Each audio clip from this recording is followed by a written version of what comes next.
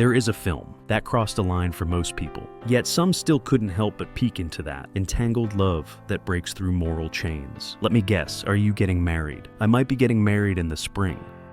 The summer of 1983 was full of brilliant sunlight. A gentle breeze mixed with garden mist floated slowly along the stairs into 17-year-old Elio's room. Every year during this season, his family would vacation in this small town. His father, an archaeology professor, would, as usual, invite a student assistant to stay at their home, which meant Elio had to share a room with a stranger.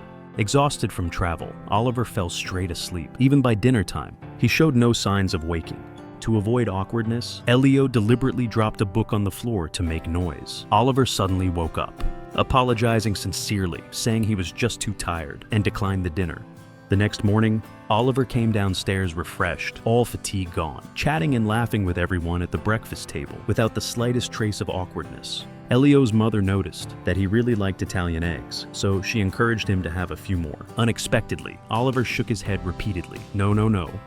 I know myself too well. If I have one, I'll want a second and a third. Then you'll kick me out. The lighthearted joke revealed the man's self-control and awareness, which made Elio steal a few glances. He noticed that, although this man was American, he wore a Star of David necklace on his chest. It was a symbol of Judaism. He himself had one too, but had never worn it openly, because his mother always said, "Be a modest and cautious Jew."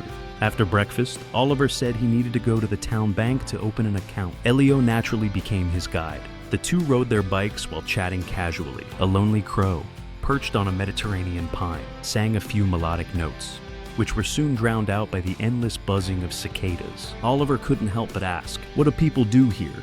Wait for summer to end. Really? Then what do they do in winter? Wait for summer to come again. We only come here for Christmas and holidays. During a lull in the conversation, Oliver casually zipped up his pants. The carefree ease he exuded was something Elio had never known. He became more and more curious about this man, but every time he tried to get closer, Oliver would always politely and coolly say, "It's nothing, we'll talk later." Back at home, Oliver and the professor began their work. The professor casually took the juice handed over by his wife and started talking about the origin of the Italian word ciao. Oliver frowned while listening and immediately corrected the professor's inaccuracy. Unexpectedly, the professor not only didn't feel embarrassed, but instead showed a look of admiration. Half reclining on the sofa, Elio couldn't help but glance sideways, becoming even more curious about this knowledgeable man. Since then, he quietly kept an eye on Oliver's every move, without knowing when it started. This man had become the most sought-after person in town. Not only could he coach the old men at the bar in cards, he could also dazzle the girls on the sports field. It seemed that everything in front of him became incredibly simple. Oliver's charm was magnified endlessly on this youthful playing field, attracting wave after wave of girls cheering for him. At the same time, it made Elio, a naive teenager driven by raw hormones, feel for the first time an emotion unrelated to gender. Just as he handed a bottle of water to a teammate, Oliver suddenly snatched it and drank it all. His hand naturally, it landed on Elio's shoulder. The two appeared very close, perhaps afraid the other might notice his feelings. Elio quickly dodged the touch, but Oliver didn't plan on giving up that easily. He continued massaging Elio's shoulder, even teasing that he was as stiff as a bench. While speaking, he called Marja over to help, then once again said that familiar later, and gracefully returned to the court. For a moment, Elio didn't know how he should react. He simply walked away. Without even realizing the silent frustration on his own face, Elio stared at his reflection in the mirror, carefully shaving off the barely there stubble, then furrowed his brows, as if feeling foolish for caring too much. But after dressing himself up meticulously, Elio realized the person he was waiting for didn't come at all. He tried hard to hide his disappointment. In front of everyone, he voiced his discontent toward Oliver. Elio's deep eyes stayed fixed on Oliver's removed plate, and his stirred heart seemed to leave with it. Thinking about how that man didn't return all night, Elio tossed and turned, unable to fall asleep. With the cicadas singing and the summer sun blazing, Elio still lay in bed, his mind filled with that unreachable person. His hand slid downward unconsciously, only to find that man actually showed up. "Why didn't you go to the river with everyone?" "Al, allergic? Let's go swimming together." "Now?" "Of course. Get up. Let's go." Splashes scattered across the pool. The afternoon air was filled with laziness and tenderness. The scorching and blinding sunlight slanted down mercilessly, making people have to wear sunglasses. Also, to cover the surging emotions inside. With a mask, Elio leaned lightly against the edge of the pool. His gaze closely followed Oliver's figure. Maybe he had sensed something. Oliver surfaced from the water. He asked Elio what he had been thinking about, but Elio only smiled without answering. After leaving the pool, Elio picked up his guitar, while Oliver lay nearby on the grass, reading. He suddenly heard a few notes and wanted Elio to play them again. Unexpectedly, the boy called him into the house and replayed the tune on the piano, only this time, the mischievous Elio adapted Bach in the style of Liszt, which made Oliver unable to hold back his annoyance. Elio looked at his expression with a bit of pride. Actually, from the first time he played, he knew very well it was that phrase that stirred Oliver. He just wanted to see him flustered, and when Oliver didn't hear the tune he liked, he turned and left the room. But inside, the melody from the first performance began to play.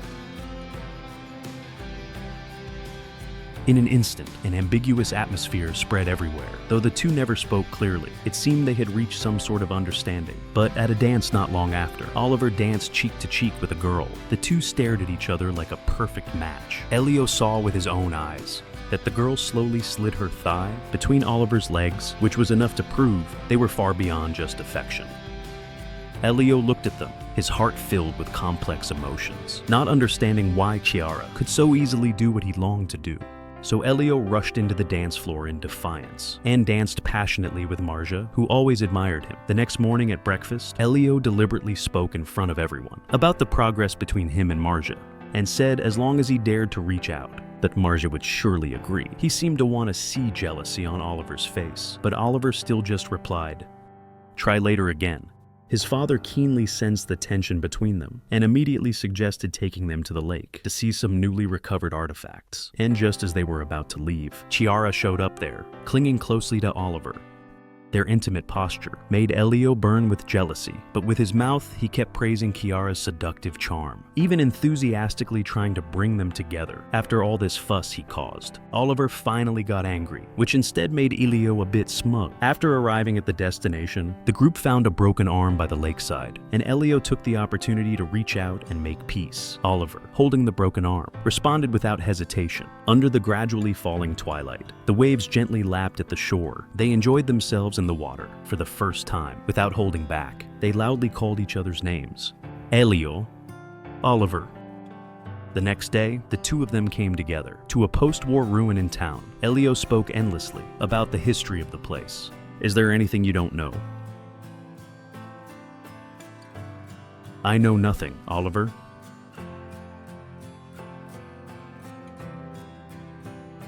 "You know more than anyone here. That's because you don't know how little I know about what matters." "What's something that matters?"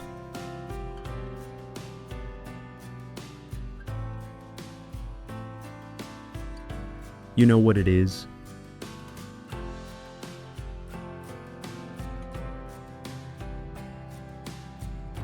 "Why are you telling me this?" "Because I want you to know." Of course Oliver knew what he meant.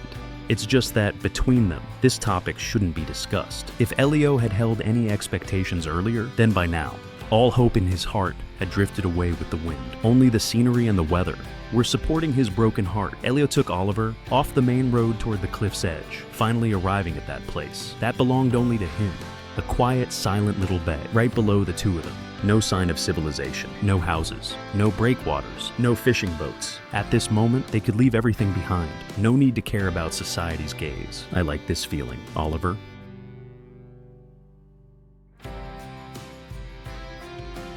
"What?"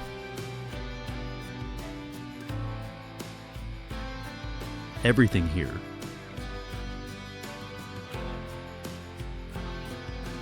"You mean us?" "That's not too bad." Oliver reached out his finger, softly tracing Elio's lips. He finally couldn't resist and kissed the boy, who made his heart race. The two of them calmed down and casually returned home. Coincidentally, the parents' guests were arguing in the courtyard. Elio looked like he was seriously listening, but was trying hard to endure the naughty foot under the table, the hot weather and the heat in his body. made him suddenly get a nosebleed. Elio ran into the kitchen to get ice to cool himself. Oliver hurried in right after. Is it because of me? No. I'm such a mess. The dinner table's the real mess. Oliver lifted Elio's foot to massage it for him. In the process, his palm gently held his ankle and softly dropped a kiss. Later, to prove his feelings, Elio also wore the same Star of David as Oliver. His mother saw everything. He also understood his feelings. You like him, don't you, Oliver? Everyone likes Oliver. I think he likes you too, more than you like him. Is that what you think? No, that's what he said himself. When did he say that? Just now? Elio had thought that after they took a brave step forward, their hearts would be completely open to each other. But reality was like a bucket of cold water, cruelly extinguishing his hopes. Lately, Oliver was always nowhere to be found. He could only stare blankly at the gate, hoping he would show up soon. The silence of the night was broken by the occasional chirping of insects, and his heart slowly sank with the passing time. Until the second half of the night, Oliver finally returned, exhausted. He was sure Oliver was lost in the warmth of the girls. A bitter feeling gradually spread in his heart. The next day, the sun was still scorching. Elio dialed Marge's number out of spite. That night, he deliberately delayed time, as if avoiding something. When the dawn light quietly crept up the windowsill, Elio also returned home. Oliver happened to walk down from upstairs. With a teasing tone, he asked about his results from last night. Elio averted his gaze, and finally chose to remain silent. In fact, he was extremely conflicted inside, trying to act indifferent. But that longing to be understood was burning deep in his heart. On a lazy afternoon, sunlight filtered through the gaps in the leaves, casting dappled shadows. A special couple came to visit Elio's home. The warm interaction between the two once again touched Elio, and his definition of love deep within, he returned to his room and saw a note left by Oliver. It read, "Grow up a little. Let's meet at midnight." In an instant, joy swept through his heart like a spring breeze. He spun around and around in place with excitement. The midnight bell rang softly. Stars twinkled and lit up the rooftop. Elio arrived as promised. The one who handled himself with ease in front of girls now was like a frightened little deer, utterly flustered inside. In the hazy night, Oliver's hand gently reached out. They didn't need to say much. Their feelings were already in sync. They went into the room. At first, it was just aimless chatting, trying to hide the emotions surging within. But the overwhelming love eventually broke through all restraints, let them no longer suppress themselves, holding each other tightly, kissing with deep affection. All the past doubts and tests, those deliberate disguises and distance, all vanished at this moment. When all defenses are let down, two hearts have never been so close. Call me by your name, and I'll call you by mine. Elio. Oliver. However, even the most beautiful summer must eventually come to an end. The day of Oliver's departure was drawing near. These short 6 weeks, for Elio, felt like a lifetime. On the eve of parting, carefully arranged by their parents, they embarked on their final journey. The mountain breeze gently brushed by. The leaves rustled, as if playing the prelude of farewell for them. They ran like the wind, calling each other's names with all their strength. Their voices echoed through the valley for a long time. Oliver. Elio. At night, they walked hand in hand through unfamiliar alleys. Happiness filled every corner. The next morning, before the sunlight could fully shine on the earth, Elio put on the blue shirt Oliver wore when he first arrived here. They stood in front of the car, holding each other tightly, as if to merge themselves into one another's body. Elio watched the train slowly depart, then watched him gradually fade into the distance. He sat alone on the bench for a long time. The world around him seemed to stand still. Afterward, he dialed the home phone. "Mom, can you come pick me up, Mom?" His voice carried a sadness he hadn't even realized. On the way back, the boy could no longer suppress the pain in his heart and cried like a child.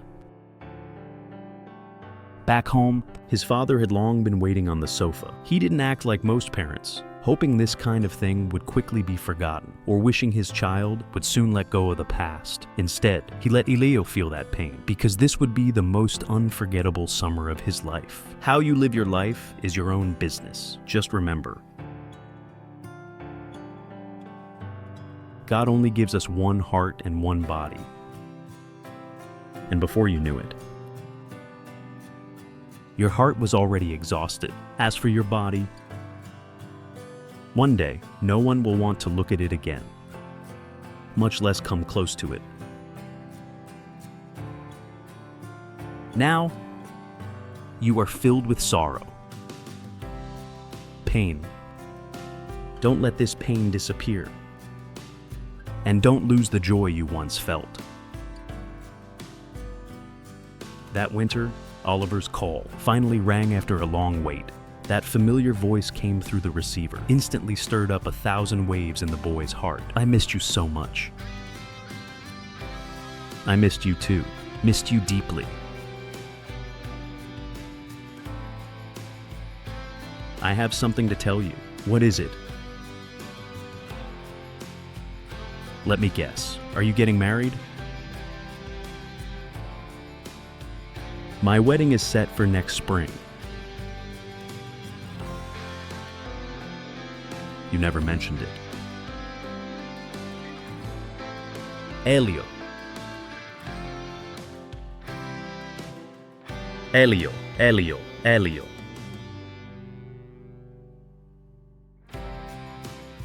Oliver. I remember everything. Elio quietly hung up the phone and slowly crouched by the fireplace. The blazing flames reflected in his tearful eyes. In that burning glow, his thoughts wandered, as if he had traveled through time, back to that youthful and confused summer, back to the most radiant and cherished days of his youth. They were just like before, silently gazing at each other when their eyes met. Call me by your name.